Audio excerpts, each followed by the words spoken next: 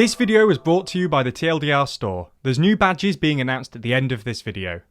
So, the story of Sinn Fein begins in the 1870s, when the Prince of Wales, later King Edward VII, and the then Prime Minister William Gladstone proposed that Ireland, then part of the United Kingdom, should exist as a separate state under a dual monarchy, which is essentially when two kingdoms are ruled by the same monarch.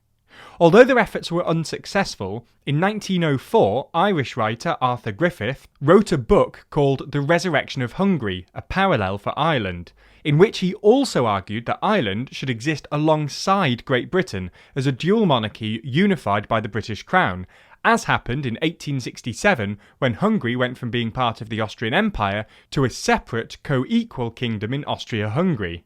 On the 28th of November 1905, he presented the Sinn Fein policy at the first annual convention of his organisation, the National Council, and this is usually the founding date of the Sinn Fein party.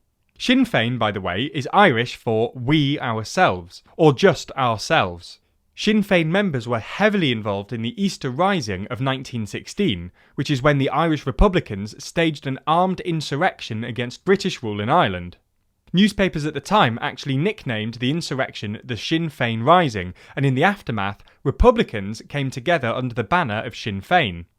At the 1917 party conference, Sinn Fein dropped its dual monarchy and instead committed itself to the establishment of an Irish Republic.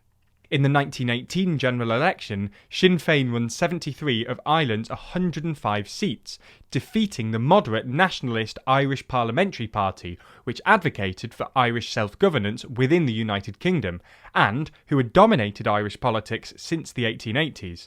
This is largely because, in the aftermath of the Easter Uprising, the British Army had committed a series of war crimes, including secret trials without a defence.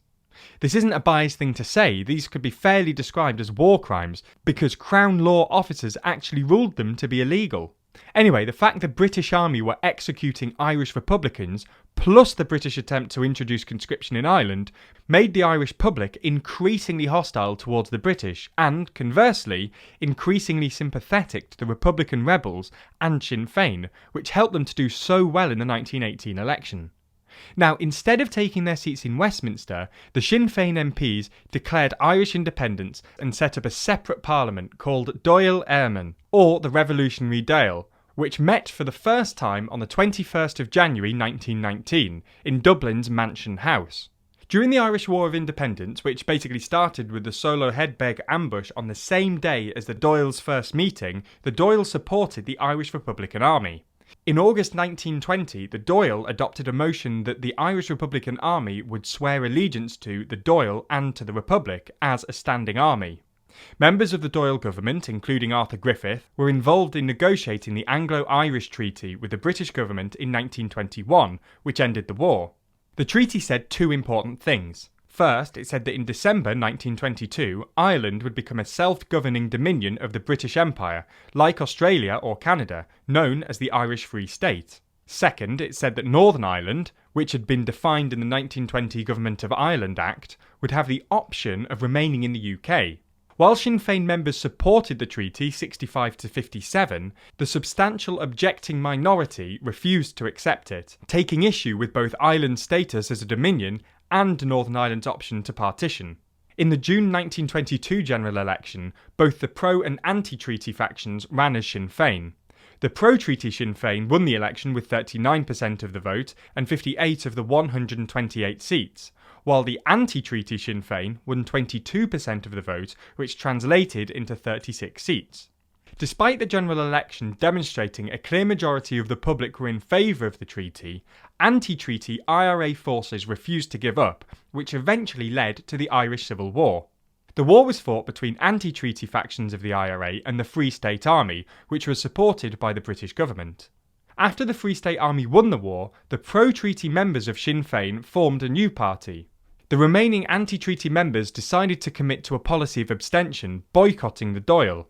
In March 1926, Eamon de Valera, the leader of what remained of Sinn Fein, created another anti-treaty party, which wanted to take Ireland from a dominion to a republic. At this point, Sinn Fein nearly collapsed as a party. In the June 1927 election, they won only 6 seats, and they didn't have the resources to compete in the subsequent September election. Sinn Fein then became a relatively obscure political outfit, more of a protest party than an actual political party, with Irish politics instead being dominated by their successor. In the 1970s, after an internal disagreement between the abstentionists, who didn't want to take a seat in the Dáil even if elected, and the anti-abstentionists, who were also aligned with far-left politics, the party split again, with the former group wanting to keep the name Sinn Fein, and the latter group renaming themselves the Workers' Party. At about the same time, the IRA split down similar lines into the Provisional IRA, which were more classically Irish nationalist, and the more Marxist, Official IRA. At this point, Sinn Fein were very much aligned to the Provisional IRA. They had nearly identical ideologies and substantial overlap in membership, who had been fighting a guerrilla war against British and Northern Irish security forces since 1969, in response to what the IRA perceived as discrimination against the Catholic or nationalist minority by the Protestant or Unionist government and local authorities in Northern Ireland, especially the Royal Ulster Constabulary. This period, from 1969 until the Good Friday Agreement of 1998, is today known as the Troubles.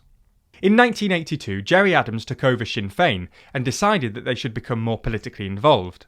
In the 1983 general election, Adams won the constituency of Belfast West, again thanks to what voters perceived as excessive discrimination by British and Unionist authorities, which pushed them towards Sinn Fein.